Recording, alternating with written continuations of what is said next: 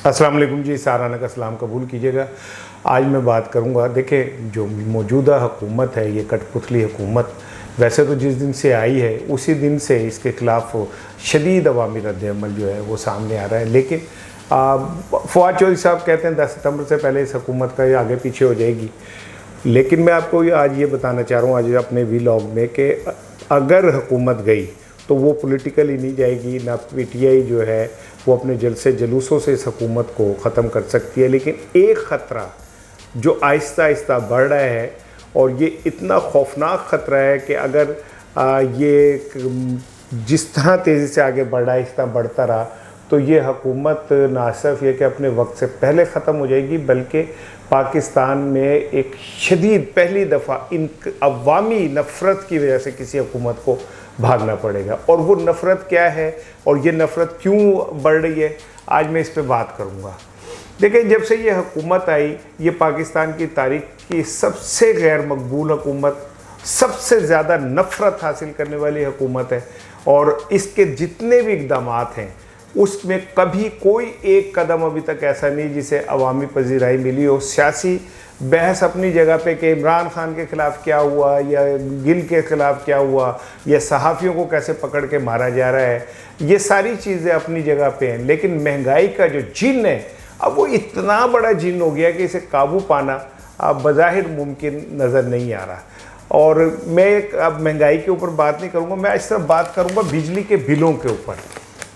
और आपसे इस हुकूमत की बदमाशी का मैं एक आपको इसमें जो मेरे हाथ में बिल है इसको मैं सबूत के तौर पे लेके आया हूँ और आपके सामने इस पर मैं बात करूँगा कि हुकूमत किस बेशर्मी से और किस बदमाशी से गरीबों को इस सतह पे ले जा रही है कि वो खुदकशियाँ करें या वो मर जाएं या फिर मुल्क के अंदर जो क्राइम है वो बढ़ जाए। लेकिन हो ये रहा है कि अवाम का गुस्सा और नफ़रत जो है अब वो इस सतह पे आ गई है कि आज भी पूरे पाकिस्तान में मुख्तलिफ़ शहरों में बिजली के बिलों के हवाले से ख़ासे हंगामे हुए और लोगों ने जाके अपने अपने जो वो उनके वहाँ पे बिजली के दफातर थे वहाँ सिर्फ ना सिर्फ एहतजाज किया, बल्कि एक वक्त ऐसा भी आया कि यूँ लग रहा था कि वो कहीं तोड़ फोड़ ना शुरू कर दें।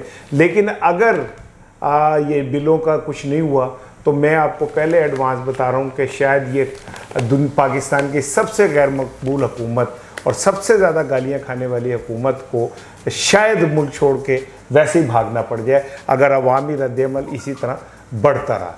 ये मिसाल के तौर पर मैं एक बिल है मेरे सामने और ये एक साहब हैं रशीद साहब, ये उनका बिल है। उनका घर जो है वो 2 मरले के ऊपर घर है और उस घर में 2 पंखे हैं और 1 टेलीविज़न है उस पूरे घर के अंदर। अब उनका जो बिल आया है, ये बिल मैं आपको दिखा रहा हूँ 17,877 रुपये का। ये 2 मरले के घर में 2 पंखों वाले घर आदमी का बिल है जिसकी माहाना जो आमदनी है वो 30,000 रुपये है। अब जिस शख्स का बिल 17,000 रुपये आ गया है और उसका ओरिजिनल बिल जो है वो मैं आपको बताऊं वो है 6,283 रुपये 44 पैसे। यानी जो बिल बिजली इस्तेमाल की वो उसने 6,000 की है, लेकिन जो उसे बिल भेजा गया है वो 17,000 रुपये का बिल भेजा गया। 11,000 रुपये जो हैं वो बिजली के बिल के इस्तेमाल के अलावा हैं। अब वो इस्तेमाल क्या किया इन्होंने, मतलब इस हुकूमत के आप बदमाशी का अंदाज़ा करें कि ये लोगों के हलकों में से, हलकूम में से, उनकी जेबों में से उनकी हलाल की कमाई को किस तरह निचोड़ रही है। ये उन्होंने कहा है कि जी एक्साइज ड्यूटी उन्होंने ये जो डाली है वो डाली है 11,187 रुपये। टीवी फीस 35 रुपये, चाहे वो मस्जिद है या कब्रस्तान, टीवी फीस आपने देनी है। जीएसटी उन्होंने 1,310 रुपये डाला है और जो ये फ्यूल चार्जेस हैं वो 133 रुपये 73 पैसे डाले हैं। अब ये टोटल बन गया 2,765 रुपये। जबकि इस तरफ जब हम आए तो फ्यूल प्राइस जो हैं उन्होंने उसकी मद में ये देखें 6,828 रुपये और उसकी फिर ये ब्रेकअप करते हुए ये 13,112 रुपये ये बनाए और इसमें 3,000 ये डालें 15। इससे ज़्यादा जुल्म दुनिया के किसी कोने किसी खित्ते में नहीं हो रहा।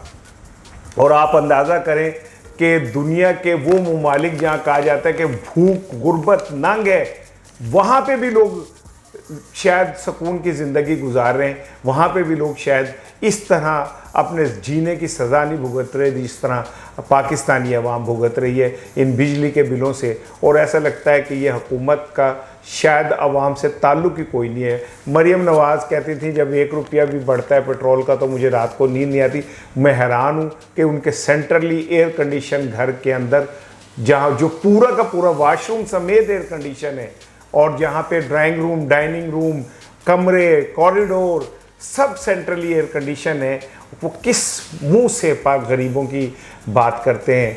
वो लग्जरी गाड़ियाँ लेके फिरने वाले, जिनके सारा दिन का पेट्रोल का खर्चा इतना होता है जितना एक गरीब आदमी के पूरे महीने का खर्चा होता है, वो गरीबों की बात करते हैं। लेकिन जिस तेज़ी से पाकिस्तान में इन बिलों के हवाले से नफ़रत बढ़ रही है और मुजाहरे बढ़ रहे हैं, अगर ये सब लोग एक प्लेटफार्म पे इकट्ठे हो गए तो हुकूमत को इन्हें रोकना तो मुमकिन है ही नहीं, उन्हें इस मुल्क को छोड़ के भागना पड़ेगा। अभी हुकूमत के पास वक्त है कि वो इन गरीबों को इस सतह पे ना ले जाएं, बिल्ली को भी दीवार से लगाए तो वो हमला कर देती है। तो ये तो गरीब अवाम है, और अगर आपने इनके ज़िंदगी की सांसें छीनने की कोशिश की तो फिर आपका बचना भी मुहाल होगा। अपना ख्याल रखिएगा। अस्सलाम वालेकुम।